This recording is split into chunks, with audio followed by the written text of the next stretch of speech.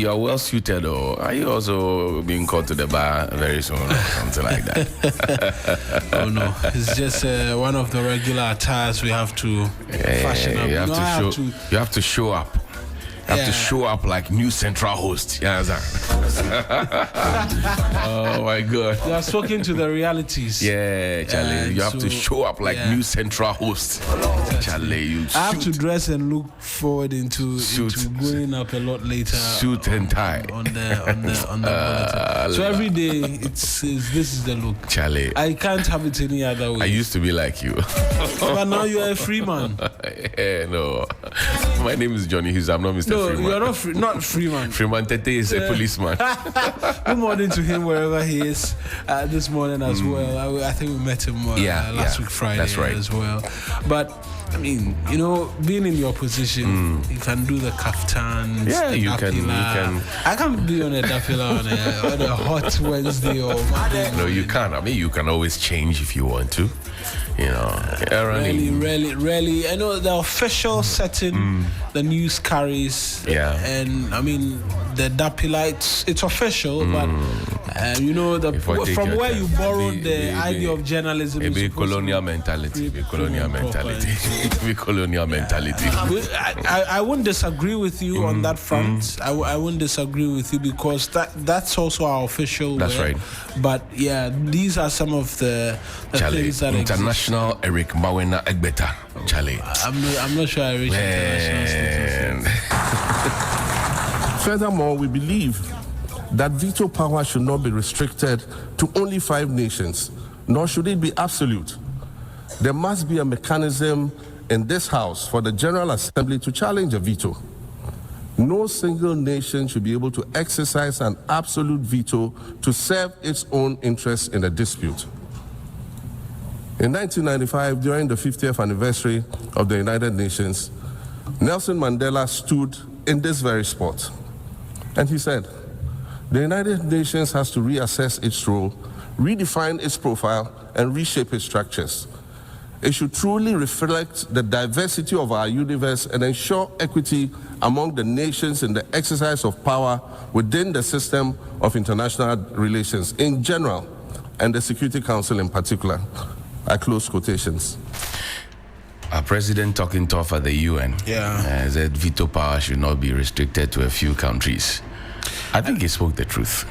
Very, most definitely, and it's a tangent upon which quite a number of African countries and countries from the world over took to the United General's 80th General Assembly, and I mean, there was a League of Nations. That's right. At some point in time, that failed to produce what the nations at the time wanted, and there's been the fear that the UN is going down that road. That's right.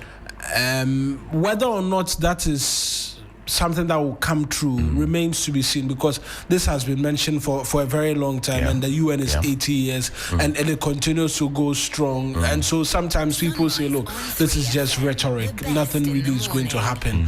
I've heard others say that, look, the African countries and the rest should boycott the next General Assembly of the United Nations. Are we ready? Because sometimes it comes off as though we don't matter, but we matter. We do matter because if we do not turn up and we're saying that, look, equal representation, all nations are equal, and that's one of the many things which forms the charters of the UN, then it should be that all nations are equal. But how do you want to claim equality when you go cap and hand begging? That's the point I was going to make. There are those who are on the other side who say that when you are begging. Someone is spending in excess of billions taking care of you on defense budget alone, and you go and... In fact, even subsidizing elections on the African continent to decide who becomes your leader. So you cannot go and claim equality, but it starts from somewhere. Yeah. I know that what the president did was to prick the conscience of other African leaders to come to the table to realize the power that we actually wield as a continent and as a bloc. However, go around the African continent, check the ages of the presidents. It's a pity They are still, most of them are still stuck. Cameroon has held an election. Mr. Biya is still in it. I saw the opposition say they had won the elections, hence he should We've concede. seen some before. No. We've had comfortable leads. We've had the NDCs losing the election before. I mean, but Mr. Biya, with President Biya, with all due respect, should be. Look, I learned about Paul Biya in primary school in social studies. Paul Biya. Right? Yeah. I learned about him. If I were to contest in a what do you know quiz today, and they asked me about the president of Cameroon, I'm sure I would never get the answer wrong. Because I learned about Paul Biya. I learned about Robert Mugabe. I learned about Museveni. I learned about them in primary school in social studies. This is more than 30 years ago. And they are still there. Yeah. Can't we? They are not going anywhere. No. They don't want to leave for fresh ideas. What fresh ideas? Everything is wrapped. But you, a small boy, what fresh ideas can you have? Exactly. That's the concept. No, we need to change. If what President Mahama said is anything for us to, actualize, we need to change our ways. And it feeds into let the retirees go and let the young grow. Yeah. It feeds into it. That campaign you've been on. And I'll be honest with you, it enjoys massive support because I've met people who say that, look, tell Johnny, our institution, there's some old woman people there. They don't want to go. Yeah. Tell him you should mention. And I relay some to you as well. Look, somebody told me that there's one office at the ministries. The person is supposed to be a telephonist. Now, the office is at the top. How to get to the top is a problem. So in the morning, by this time, everybody is coming to work. She comes to work around 8:30. And then she takes forever, maybe 45 minutes to climb to the top. Because after every 3-4 steps, she has to wait. And, taking a deep breath, pant for breath, gasp for breath, and then continue to the top. When they close, it's the same process down there. So once she sits down, there's no getting up. Then now she's sending everybody.